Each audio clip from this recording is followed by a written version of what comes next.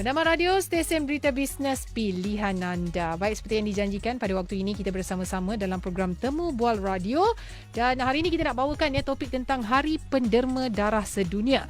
Dan di talian Zoom pada waktu ini kita bersama-sama dengan Dr. Shahnaz Irwani Sabri yang merupakan pegawai perubatan dan juga Ketua Jabatan Perubatan Transfusi HQE2, merangkap Ketua Perkhidmatan Perubatan Transfusi Negeri Sabah. Assalamualaikum, Doktor. Waalaikumsalam warahmatullahi taala wabarakatuh. Baik, Doktor, kita nak cerita tentang derma darah ni kan, di mana sejak berlakunya pandemik COVID-19 ni kita lihat ramai yang terkekang, ya, tidak dapat, bukan tak nak derma darah, tapi macam-macam bermain di fikiran mereka ni. Okey ke, selamat ke nak bagi derma darah dan sebagainya. Dan pertama sekali kita nak tahu apa kelebihan apabila seseorang itu menderma darah, Doktor. Terima kasih kepada Cik Mimi dan juga tim dan kru bernama Radio kerana telah menjemput saya untuk ke udara sempena sambutan Hari Penderma Darah Sedunia peringkat Malaysia yang kita biasa sambut pada 14 Jun setiap tahun, ya. Jadi sebelum saya lanjutkan ke soalan berikutnya tu, saya nak berkongsilah, ya, bahawa pada tahun ini kita membuat sambutan peringkat kebangsaan di negeri Sarawak yang akan dirasmikan oleh Yang Amat Berhormat Datuk Seri Dr. Adam Baba, Menteri Kesihatan, pada 19 Jun 2021. Jadi berbalik kepada soalan yang pertama tadi, ya, itu apakah kelebihan menderma darah. Jadi kalau kita lihat sebenarnya ada banyak kelebihan seseorang itu apabila dia menjadi penderma darah, ya. Yang pertama adalah budaya pendermaan darah itu sendiri sebenarnya memelihara kesihatan tubuh badan penderma tersebut. Dengan kata lain, ya, apabila seseorang menderma darah, tubuh badan akan berusaha untuk menghasilkan sel-sel darah muda yang baru, ya, untuk menggantikan sel darah yang telah didermakan. Ini secara tidak langsung, ya, sel-sel darah baru itu akan menyebabkan akan mengekalkan kecergasan dan juga produktiviti seseorang penderma darah itu, ya, sebab sel-sel darah baru ini fungsinya lebih baik berbanding sel-sel yang lama.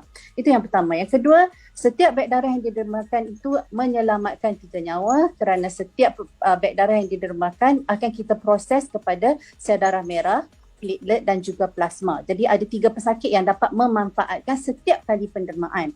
Yang ketiga, secara tidak langsung setiap penderma darah akan mendapat pemeriksaan kesihatan secara percuma oleh pegawai-pegawai perubatan bertauliah, di mana setiap kali sebelum pendermaan, setiap penderma akan diperiksa tahap hemoglobin dan juga kita lakukan pemeriksaan tekanan darah, ya. Jadi secara tidak langsung, ya, sekiranya seorang penderma darah datang untuk menderma darah secara berkala, jadi setiap 3 bulan dia mendapat pemeriksaan kesihatan secara percuma. Berikutnya adalah kalau menderma secara tetap, itu sebenarnya juga dapat melindungi atau menjaga kesihatan kardiovaskular. Maksud dia kesihatan jantung kita, di mana darah yang didermakan itu dapat mengurangkan beban jantung.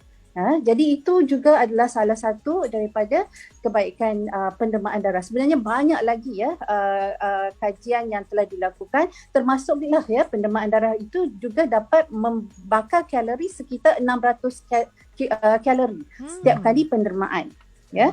Itulah di antara, ya, beberapa kebaikan daripada pendermaan darah itu sendiri. Sangat menarik, ya, derma darah boleh kan bakar kalori. Itu memang sangat-sangat menarik sebenarnya kan, ya. Tak adalah nanti ada masalah jantung dan sebagainya. Baik, dan ada pula ura-ura yang mengatakan ni, doktor, kan, kalau derma darah nanti berat badan naik tau. Ya ke ni? Kan fakta ke auta? Itulah, ya, kita memang sering kali mendengar, ya, salah satu mitos yang beredar, ya, derma darah menaikkan berat badan. Sebenarnya tanggapan itu tidak benar sama sekali, ya. Jadi saya telah pun memberitahu tadi, ini adalah kajian saintifik. Pendermaan darah sebenarnya membakar kalori, dan ini menunjukkan bahawa sebenarnya berat badan itu tidaklah dipengaruhi oleh aktiviti pendermaan darah itu sendiri. Malah ia membantu untuk mengurangkan kalori di dalam badan, ya. Jadi itulah, ya, sebab kalori tersebut akan digunakan untuk menghasilkan sel darah merah yang baru. Itulah, ya. Sebenarnya Ya. salahlah mitos tersebut. Salah ya tanggapan tu, tak ada dia lepas demam darah. Sebab kan biasa Dan juga, baik. Kan selalu orang share lepas derma darah mereka akan lapar. Tapi tak adalah lapar tu berpanjangan. Jadi tak adalah masalah bila derma darah berat badan meningkat secara mendadak dan sebagainya. Okey, itu semua mitos sahaja. Baik. betul-betul. Dan sekarang ni doktor, okey, bagaimana dengan bekalan darah di hospital-hospital setakat ini? Okey, seperti mana yang bisa semua tahu kan, kita sekarang ini mengalami pandemik COVID-19. Jadi secara tidak langsung ini memberikan impak yang besar terhadap jumlah kutipan darah di seluruh negara, termasuklah di pusat darah negara sendiri ya. Jadi kalau kita bandingkan secara statistik tahun 2019 berbanding 2020 ya, kutipan darah kita pada tahun 2019 adalah sekitar 743,892 unit darah yang dikutip ya, berbanding dengan pada tahun 2020 hanya 652,671 unit sahaja yang berjaya dikutip. Ini menunjukkan terdapatnya penurunan sekitar 12.3% daripada seluruh kutipan darah di seluruh negara. Ya, di pusat darah negara sendiri ya, penurunan itu adalah sekitar 14.3%. Ya, ini melibatkan sekitar lebih daripada 20,000 unit darah yang berkurangan daripada tahun yang sebelumnya. Jadi apabila kutipan darah ini berkurang, kita secara tidak langsung dapat mempengaruhi juga ya dari segi perawatan pesakit dan sebagainya. Sebab itulah kita ya berusaha untuk memastikan penderma darah tampil untuk menderma darah bagi membantu dalam perawatan pesakit. Setiap tahun kita memerlukan sekitar untuk kutipan darah setiap bulan ya, untuk pusat darah negara kita untuk negara kita memerlukan lebih kurang kutipan 2,000 beg darah ya seminggu ya. Untuk pusat darah negara ISAF memerlukan lebih kurang 500 hingga 600 beg darah. Baik, itu dia stok atau pembekalan darah yang ada ketika ini. Dan waktu ini kita bersama-sama dalam program Temu Bual Radio. Tetamu kita ada Dr. Shahnaz Irwani Sabri yang merupakan pegawai perubatan dan juga Ketua Jabatan Perubatan Transfusi HQE2, merangkap Ketua Perkhidmatan Perubatan Transfusi Negeri Sabah. Waktu ini kita bawakan tentang Hari Penderma Darah Sedunia. Baik, dan derma darah ketika tempoh PKP ini, ini yang ramai yang tertanya, adakah mereka yang pergi menderma darah ni doktor dalam keadaan yang dijamin keselamatan kesihatannya, dan apa yang perlu mereka sediakan ataupun persediaan apa sebelum mereka nak pergi menderma darah dalam tempoh PKP sekarang ni? Okay. Untuk SOP yang kita ada ya adalah selaras dengan yang dikeluarkan oleh Majlis Kesihatan Negara ya, MKN. Jadi setiap penderma darah harus memastikan diri dia sendiri itu adalah sihat sebelum menderma darah ya. Jadi yang penting ya, seorang penderma darah itu jangan tampil jika dia sedang mengalami sakit ya. Jangan datang ke tempat pendermaan darah. Yang pertama. Yang kedua, of course amalkan etika batuk dan bersin yang betul ya.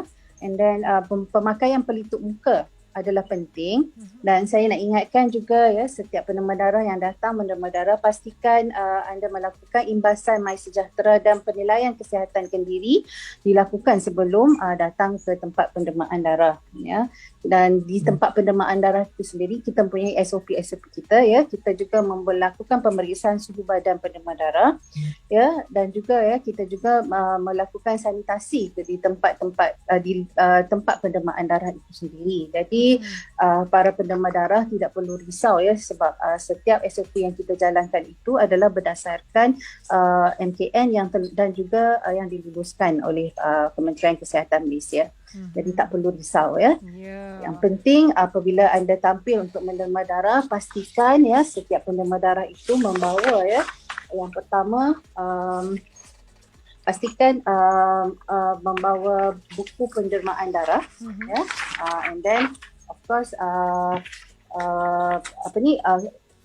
kad pengenalan ataupun bukti pengenalan diri yang sah.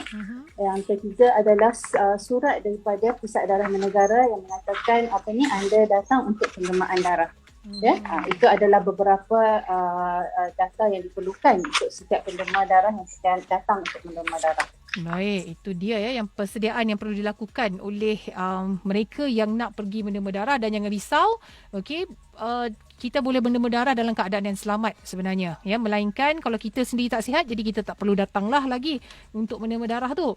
Baik, jadi apa syarat-syarat untuk seseorang itu layak menderma darah? Ada yang kata, saya dah bersemangat ni nak pergi derma darah, sekali pergi tak layak pula doktor, kan? Fras member. Okey, yang seorang ni pula tak nak tapi dia layak. Jadi apa ciri-ciri orang yang layak dan tidak layak menderma darah ni?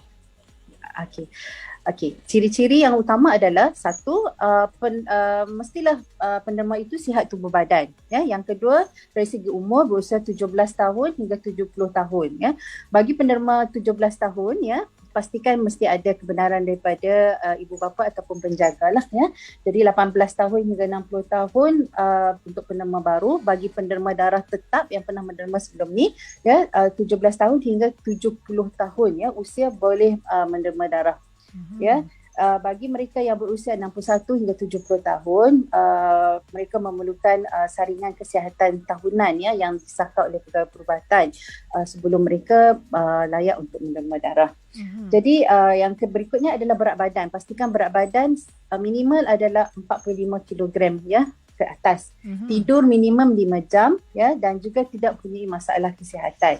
Tidak mengambil ubat-ubatan, dan juga pastikan anda telah makan, ya, sekurang-kurangnya 4 jam sebelum pendermaan darah itu sendiri. Ya, selain daripada itu, kita menggalakkan gaya hidup yang sihat. Jadi ada kegiatan-kegiatan yang berisiko yang tidak melayakkan seseorang itu untuk menderma, seperti ada melakukan hubungan sejenis atau homoseksual, biseksual, ya, kita tidak juga menerima, ya, penderma darah berikut, ya, atau mereka yang bekerja sebagai pekerja seks komersial, ya, dan juga golongan atau pasangan kepada golongan-golongan di atas. Ini tidak melayakkan untuk menderma darah.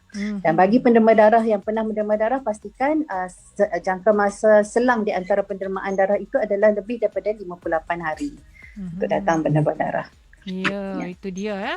Kalau nak tahu kelayakan sama ada layak ataupun tidak layak untuk menderma darah. Dan ada yang kata macam ni, dia belum lagi pernah pergi menderma darah tau doktor. Tapi dia kata nanti kalau derma darah, nanti kita pening-pening macam nak pitam tu. Ya ke doktor? Apa side effect selepas seseorang tu menderma darah? Memang ada beberapa, ya, kesan, tapi tak semua orang yang akan mengalami kesan-kesan tersebut. Itu yang kita pastikan, ya, sebelum menderma tu dia dah memenuhi syarat-syarat yang saya sebutkan awal tadi, ya. Tidur cukup, makan cukup, ada makan, ya, sihat tubuh badan, sebab kita nak mengelakkan daripada efek-efek tersebut, ya. Yang biasanya kadang-kadang kalau yang tak mengaku waktu ditemubuat oleh Pegawai Perubatan tu yang kadang-kadang yang mengalami reaksi tersebut. Ada juga, ya, mereka segolongan kecil yang mengalami reaksi kita panggilkan sebagai vasovagal, ya. Yang paling kerap yang kita temui biasanya adalah lebam di tempat pendermaan. Jadi tidak balas vasovagal tadi, ya, itu yang menyebabkan orang tu merasakan loya, ya, pening dan sebagainya, ya. Dan yang reaksi yang paling berat sebenarnya adalah sawal. Sebab tu kita sebelum melayakkan seseorang untuk menderma darah, biasanya memang kita akan diperiksa oleh Pegawai Perubatan untuk melihat sama ada orang itu layak atau tidak untuk menjadi penderma darah, ya. Dan satu lagi faktor adalah psikologi. Jadi mungkin sebelum menderma darah, pastikan anda siap secara mental, ya, sebab kita tahu, ya, kita datang untuk melakukan satu perkara yang baik, ya. Secara psikologi kita mesti dah siap mental bahawa kita datang untuk menderma darah, sebab kadang-kadang psikologi juga mempengaruhi di mana seorang penderma boleh mengalami hyperventilasi, ya, perasaan berdebar-debar, yang ini juga boleh menyebabkan seseorang itu mengalami vasovagal reaction dan sebagainya. Baik, ya, jadi masa nak pergi menderma darah tu pun kita kena dalam keadaan tenang dan juga bersedia untuk menderma darah. Kalau tidak, mungkin kita tak ada apa-apa sakit lain sebelum ini, tapi disebabkan perasaan berdebar tu, lain pula yang jadi, ya doktor, ya. Okey, dan ya, betul. Okey, dan nak tahu juga doktor, boleh ke kita ni menerima darah pesakit daripada darah orang yang bukan beragama Islam, yang berlainan agama ni? Bagaimana pula status dia, doktor? Okey, berkaitan dengan penerima darah daripada orang yang bukan Islam, kepada pesakit yang Islam dan sebagainya, ya. Sebenarnya Muzakarah Jawatankuasa Fatwa Majlis Kebangsaan bagi Hal Ehwal Agama Islam Malaysia pada muzakarah yang kali keempat, ya, yang telah bersidang pada 13 hingga 14 April 1982, mereka telah pun membincangkan berkenaan isu tersebut, ya. Dan hasil daripada muzakarah tersebut telah dikeluarkan bahawa hukum menerima darah adalah harus, ya, berkenaan dengan persoalan sama ada seseorang itu boleh menerima atau tidak. Ia juga adalah hukum harus juga, ya. Maksudnya dia boleh maksudnya mungkin sebab penerimaan darah daripada seorang bukan Islam yang mungkin memakan makanan yang tidak halal dan sebagainya, itu menurut Datuk Dr. Zulkifli Mohammad Al-Bakri atau mantan mufti wilayah Persekutuan mengatakan bahawa hukumnya adalah dibolehkan kerana darah dan yang telah didermakan itu bukan dalam bentuk zat khinzir itu sendiri, ya, atau ain khinzir itu secara total. Jadi maksudnya dia dibolehkan, ya, hukumnya. Baik, itu dia, ya, berkenaan dengan penerimaan darah daripada orang yang bukan Islam. Baik, dan nasihat doktor sendiri kepada semua orang awam, kan, pendengar-pendengar kita di Bernama Radio secara khususnya, untuk sama-sama, ya, ambil peluang menderma darah. Okey. Jadi satu yang saya nak tekankan di sini adalah bagi penderma darah sekalian, ya. Pertama, penting untuk kita menjagakan kesihatan kita, ya, sebab hanya mereka yang sihat saja yang layak menderma darah. Dan kita patut bersyukur kerana telah diberikan kesihatan, ya, selama ini, dan mungkin kita dapat memperpanjangkan kesyukuran kita ni dengan membantu mereka yang memerlukan dengan menjadi penderma darah secara berulang. Jadi yang kita katakan secara berulang ni adalah mereka yang menderma darah secara regular setiap 3 hingga 4 bulan, ya, setiap tahun. Dengan ini, ya, ia akan menjamin keselamatan darah dan juga menjamin simpanan stok darah sentiasa mencukupi sepanjang masa.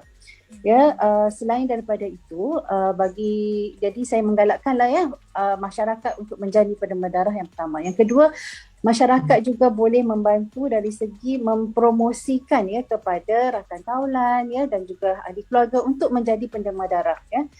Yang ketiga, anda juga digalakkan untuk menjadi penganjur kempen derma darah, ya, di dalam komuniti, dan dengan ini dapat, ya, datang menderma darah secara berkumpulan ke pusat-pusat pendermaan darah di seluruh negara, ya. Dan saya ingin katakan di sini bagi mereka yang berminat untuk menganjurkan, ya, kempen-kempen atau aktiviti pendermaan darah, dapat menghubungi unit perhubungan awam Pusat Darah Negara, ya, di talian 03 2613 2657 atau 2658 atau 2777, atau juga boleh menghantar email kepada pegawai seranta di alamat email pro_pdn@moh.gov.my, ya, bagi mendapatkan maklumat lanjut dan perbincangan perancangan aktiviti pendermaan darah tersebut, ya. Dan juga, ya, bagi mereka yang berminat untuk mengetahui lebih lanjut, ya, berkaitan dengan apa-apa aktiviti pendermaan darah, ya, lokasi, waktu operasi dan sebagainya, ya, boleh melayari sesawang www.pdn.gov.my, serta kita juga ada di Facebook, ya, PDN, malah di setiap hospital, state hospital, ya, di setiap negeri juga mempunyai media-media sosial tersebut, ya, yang boleh dihubungi untuk mendapatkan maklumat lanjut. Ya, cukup mudah, ya, untuk kita sertai program derma darah ini. Baik, secara ringkas, doktor, sebelum kata kita berakhir tentang Hari Penderma Darah Sedunia yang disambut setiap 14 Jun, ya, setiap tahun, ya. Ya, betul. Baik, mungkin doktor boleh kongsikan berkenaan dengan sambutan Hari Penderma Darah ini. Okey, bagi seperti yang saya sebutkan pada awal temu bual ini, ya, sebenarnya WHO telah mewawarkan 14 Jun sebagai tarikh sambutan bagi penderma darah untuk seluruh dunia, ya, bagi menghargai dan juga actually sebagai orang katakan motivasi kepada masyarakat akan kepentingan pendermaan darah yang selamat dan bekalan darah yang sentiasa mencukupi kepada pesakit. Jadi 14 Jun ni telah diwar-warkan pertama kalinya pada 2005 dan setiap tahun kita ada tema-tema yang berbeza. Bagi tema tahun ini adalah give blood, keep the world beating. Maksud dia pendermaan darah tu orang kata dapat menyambung kehidupan pesakit seterusnya. Jadi pada tahun ini sambutan adalah pada kita peringkat kebangsaan diadakan pada 19 Jun. Dan negeri yang menjadi tuan rumah adalah negeri Sarawak. Ya, ini adalah kali ketiga sambutan peringkat kebangsaan yang diadakan di luar daripada pusat dan negara. Ya, selain daripada negeri Terengganu sebelum ini, ya, dan Sarawak adalah negeri ketiga. Kita akan rancangan akan bermula daripada 8.30 pagi pada 19 Jun itu dan juga akan dirasmikan oleh YBMK yang berhormat Menteri Kesihatan kita Datuk Seri Dr. Adam Baba sendiri. Itulah ya sambutan kita dan kita harap ya masyarakat dapat sama-sama join untuk sambutan Hari Penderma Darah Malaysia. Ya, itu dia ya. Jadi sama-samalah untuk kita menderma darah ya, untuk sama-sama berkongsi kelangsungan kehidupan bersama. Apa pun kita nak ucapkan jutaan terima kasih kepada tetamu kita Dr. Shahnaz Irwani Sabri yang merupakan Pegawai Perubatan dan Ketua Jabatan Perubatan Transfusi HQE2 merangkap Ketua Perkhidmatan Perubatan Transfusi Negeri Sabah. Terima kasih Doktor kerana bersama dengan kami di Bernama Radio. Terima kasih. Baik, terus saja dengarkan kami di Bernama Radio, stesen berita bisnes pilihan anda.